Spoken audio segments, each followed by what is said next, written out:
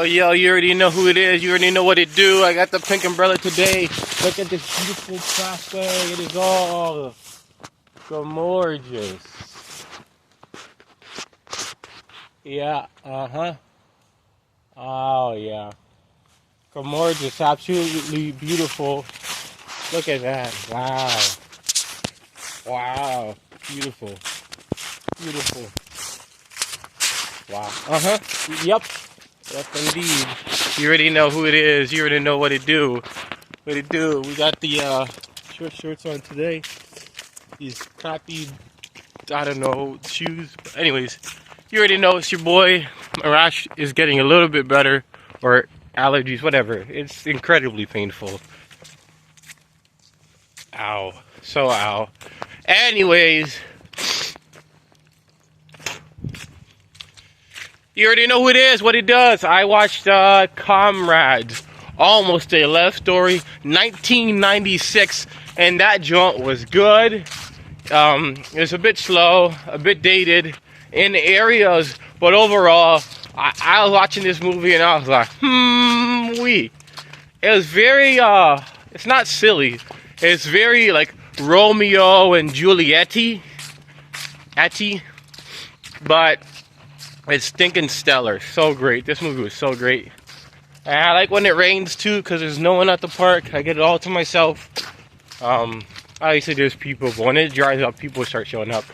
But obviously I just get the, all this land and organisms of life to myself, just for a little bit.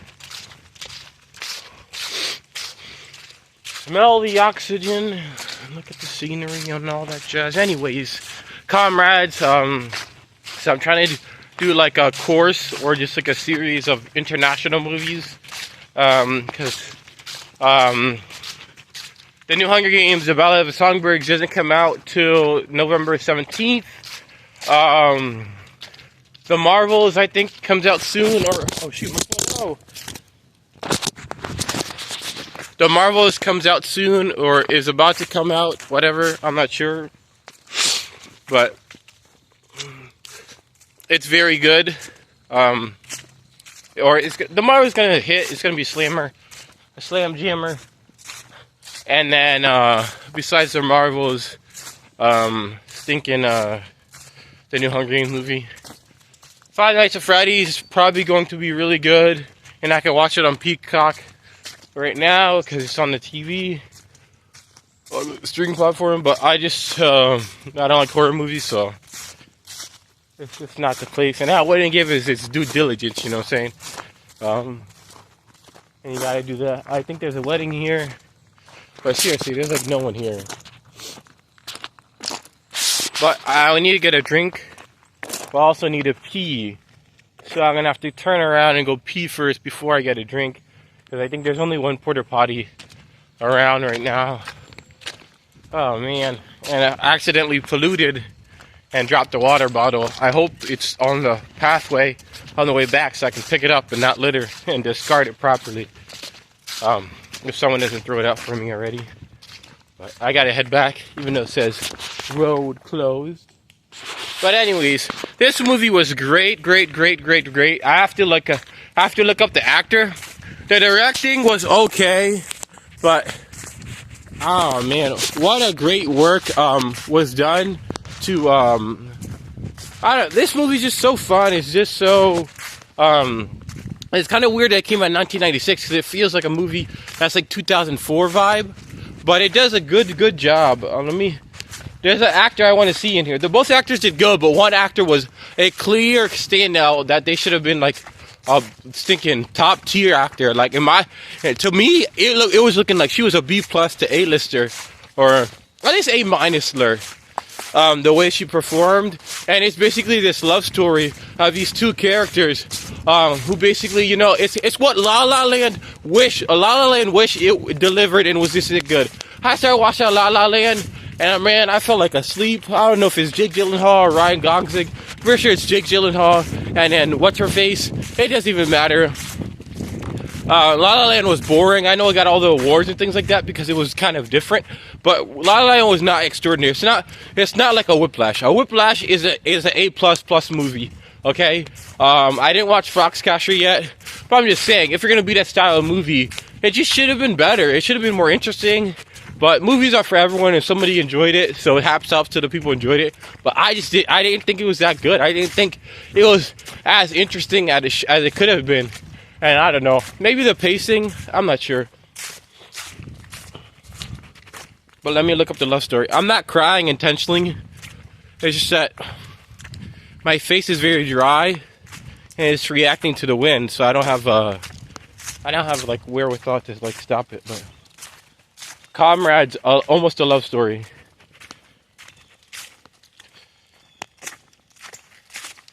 Alright, I'm looking at the cast. I'm not looking up the director because it wasn't like, oh my, Maggie Cheung. Cheung? Wait. Cheung. Maggie Cheung. Maggie Cheung. Oh my. One, obviously she's attractive. And two, she did a phenomenal job. This movie was so well acted by her. She definitely was a spearhead of it. You needed the other guy who was like a bozo, Leon Lai, L-A-I, Lee. He was good. Eric Tsang, T-S-A-N-G, Eric Tsang, and Chrissy Kang. But anyways, this movie was just great. It's basically a story of this lady named Quio Lee basically falls in love with this bozo character, but it's like love, you know? So she has love, but then she leaves him because he's a bozo character, you know? And then like, basically she chooses money over love. Even though she loves him more, she's not gonna stay with him because he's a bozo character, man. But then this bozo guy, I guess she loves him for whatever reason. And then, you know, she ends up leaving him. And then it's always like, will they or won't they get back together? And that's this whole movie. I stopped it at like 40-minute mark. I'm like, I don't know, I'm not sure. But then I just kept watching it. And then I checked the time again. And the movie was like 25 minutes from being done. I'm like, wow. Because the second and third act just slayed. It was so good because it just kept teasing you and teasing you and teasing you. And the ending shot, magic. The ending scene is so good. And you just get to see, is it true love? Does the story plan out, you know? And it's like, I want to see what happens. That's what this movie is. And it is so fun. And I'm so like, it's so awesome because it's just like, will they or won't they? And you're like, oh, this movie's steamy, but there's a steady anticipation, and it's steady, like you're very attentive when you're watching the movie. Because I have two phones right now, and I use one basically to record my videos, and then because it has Wi-Fi connected to where I'm living right now, and then the other one is just data, unlimited data. So I can just like be on my phone a little bit sometimes. Even though I was on my phone for basically this whole movie, I still watching it. I just multitask a lot, and I don't know. I'm just so used to learning all these different things, learning a lot, that I just have to multitask or I get bored.